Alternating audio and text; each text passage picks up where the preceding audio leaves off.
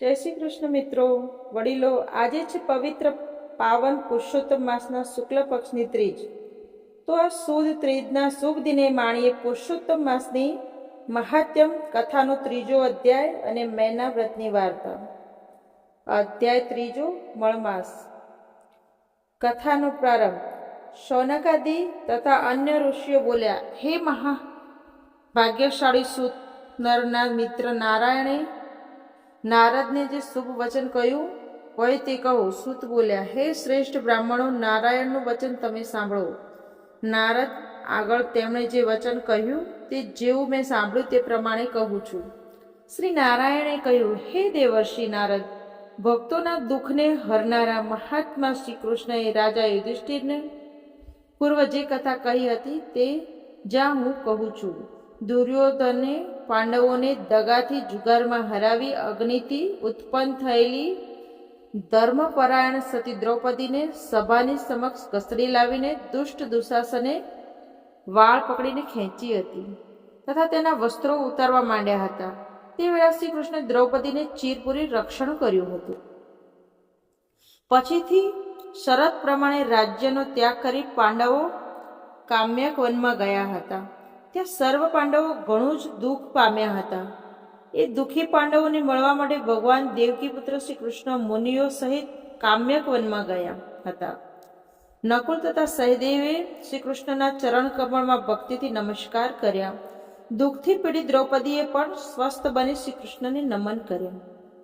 પાંડવોને દુઃખી જોઈ શ્રી કૃષ્ણના શરીરમાં ક્રોધ ઉત્પન્ન થયો અને કૌરવોને બાળી નાખવાની તેમને ઈચ્છા થઈ. તેથી ભક્ત વત્સલ ભગવાનનું મુખ કરોડો કમળના જેવું વિકરાળ થઈ ગયું. ત્રણેય લોકને જાણે બાળી નાખવા માંગતા હોય તેમ આવેશથી બંને હોઠને દાંત વતી તે પીસવા લાગ્યા. શ્રી કૃષ્ણનું આવું રૌદ્ર સ્વરૂપ જોઈ તે વખતે અર્જુન વીર હોવા છતાં ધ્રુજી ઉઠ્યો. ભયથી બે હાથ જોડી અને શ્રી કૃષ્ણની સ્તુતિ કરવા લાગ્યા. હે કૃષ્ણ, આપ સર્વ કારણોના પણ કારણ અને વેદો તથા વેદોના અંગરૂપ સ્વરૂપ શાસ્ત્રોના બીજના પણ બીજરૂપ છો.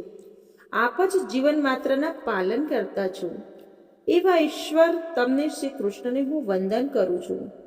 પોતે સજલના સમગ્ર જગતનો નાશ કરવા કેમ તૈયાર થાવ છો? આપના ક્રોધને શાંત કરો. ઘરમાં મચ્છરોને બાળી નાખવા પોતાનું ઘર કોણ બાળી નાખે?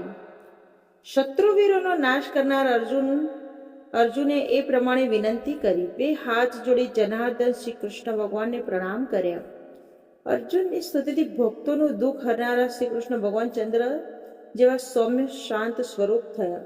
પાંડવોએ શ્રી કૃષ્ણને પ્રણામ કર્યા અને વનના કંદમૂળ તથા ફળથી તેમનો સત્કાર કર્યો. ભગવાન શ્રી કૃષ્ણ બોલ્યા, હે કૌંતેય, હું સ્વયં પરમાત્મા હોવા છતાં સર્વ દુઃખોને સહન કરી લઉં છું. પરંતુ મારા ભક્તો ઉપર રાઈના દાણા જેટલું પણ દુઃખ આવે તો તે હું સહન કરી શકતો નથી. ભક્તોના દુઃખને દૂર કરવા માટે જ હું અજન્મા હોવા છતાં યુગે યુગે અવતાર ધારણ કરું છું. ત્યારે અર્જુને પૂછ્યું, હે પ્રભુ, અમારા આ દુઃખનો કોઈ ઉપાય છે? તે સાંભળી ભગવાન શ્રી કૃષ્ણએ કહ્યું, દરેક મનુષ્યએ પોતાના કર્મનું ફળ ભોગવવું પડે છે. આ કર્મ બંધનોમાંથી મુક્ત થવા માનવીએ જપ, તપ, વ્રત, ઉપવાસ, કથા, પઠન, શ્રવણ, દાન, ધર્મ આદિ પુણ્યના કામ કરવા જોઈએ. આથી તેનો આત્મા નિસ્પૃહ અને પવિત્ર બનશે અને તે પોતાના કર્મોના બંધનોને તોડીને મુક્ત થશે. થોડા સમયમાં અધિક માસ આવે છે. આ માસમાં તમે વ્રત, જપ, દાન, પુણ્ય વગેરે પૂર્ણ શ્રદ્ધાથી કરશો તો તેના પ્રભાવે તમારું ગયેલું રાજ, સમૃદ્ધિ, વૈભવ, સુખ, ચેન તમને પાછા મળશે અને તમે સુખી થશો. ત્યારે અર્જુને પૂછ્યું, હે પ્રભુ, આ અધિક માસ વિશે અમે અજ્ઞાન છીએ અને તેના વિશે કાંઈ જાણતા નથી. આ માસ કેવી રીતે કરવો? તેનું પૂજન કેમ કરવું? તેનું મહાત્મ્ય શું છે અને તેનું ફળ શું છે? તે અમને વિસ્તારથી જણાવો. શ્રી કૃષ્ણ બોલ્યા, હે યુધિષ્ઠિર, અર્જુન, મારું વચન ધ્યાનથી સાંભળો. હે ઉત્તમ વ્રતવાળા, ચૈત્ર વગેરે જે મહિના, પખવાડિયા, ઘડીઓ, પ્રહરો, મુહૂર્તો, વર્ષો, યુગો તથા પરાર્ધ મહિના સુધીના જે કાળ વિભાગો છે, તેમજ નદીઓ, સમુદ્રો, શહેરો, પર્વત તથા નગરો આ બધા પોતાના ગુણોને લીધે પૂજાય છે. હે અર્જુન, આવા સંજોગોમાં એક વધારાના માસની ઉત્પત્તિ થઈ અને તે મળ માસ મેલો કહેવાયો. આ સમગ્ર માસમાં સૂર્ય એક જ રાશિમાં રહેતો હોવાથી લોકો આ માસમાં કોઈ સત્કર્મ કરતા નહીં અને આ માસની ધૃણા કરવા લાગ્યા. લોકો પાસેથી પોતાની નિંદા સાંભળી એ મહિનો ઉદ્યોગ રહિત ઝંખવાણું પડી ગયું. જગત આખું આ મળ માસની નિંદા કરવા લાગ્યું. આ માસમાં કોઈ પણ શુભ કાર્ય થતું નહીં. સહુ એને ધૂતકારતા અને અપમાનિત કરતા. જગત આખાના ધિક્કાર અને દ્રોણાથી મળમાસ ત્રાસી ગયો. તે દુઃખી થઈ ગયો. તે દરેક દેવતાના શરણે ગયો, પણ કોઈ દેવે તેને આશ્રય ન આપ્યો.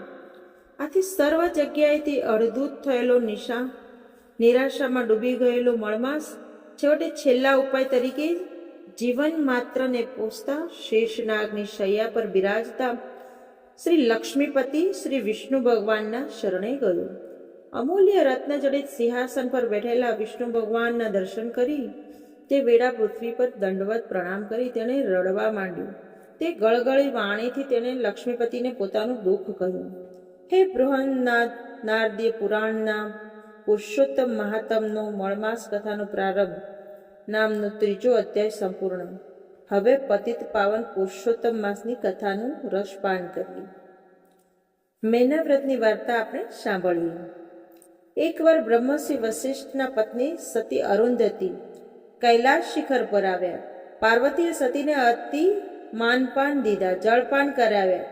એ પછી અરુંધતી પૂછવા લાગ્યા, હે ભવાની, આ પવિત્ર પાવન અધિક માસમાં મારે કયું વ્રત કરવું જોઈએ જેથી કરીને અખંડ સૌભાગ્ય અને સંતતિની પ્રાપ્તિ થાય? આપ મને એ શ્રેષ્ઠ વ્રતની વિધિ વિશે કૃપા કરીને કહો ને. ત્યારે જગતજનની જગદંબા પાર્વતી બોલ્યા, હે દેવી, તમે પુરુષોત્તમ માસમાં કયું વ્રત કરવું તે વિશે પૂછ્યું છે તો સાંભળો. એવું વ્રત મેના વ્રત છે. જે અરુંધતી બોલ્યા, હે માતાજી, એ વ્રતનો મહિમા શું છે? એ વ્રત કેવી રીતે કરવું? તેની વિધિ વિધાન શું છે? અને તે વ્રત કરવાથી શું ફળ મળે છે તે મને વિગતથી જણાવો. પાર્વતીજી બોલ્યા, એકવાર હું અને શિવજી સોગઠે રમતા હતા ત્યારે મારા માતાજી મેનાવતી પધાર્યા. મેં તેમનું સારી રીતે સ્વાગત કર્યું. તેમના ખબર અંતર પૂછ્યા ત્યારે મારા માતાજી બોલ્યા, હે દીકરી, તું જગત આખામાં પૂજાય છે. દેવો, અસુરો અને મનુષ્ય તારી પૂજા આરાધના કરી છે. મને એ જોઈ ઘણો જ આનંદ થાય છે. જ્યારે હું તારી માતા હોવા છતાં પણ મને કોઈ ઓળખતું નથી, તો પૂજા આરાધના કરવાની વાત જ ક્યાં આવી? તું 12 માસ પૂજાય ને મારા માટે વર્ષમાં એક દિવસ પણ નહીં? આ કેવું કહેવાય?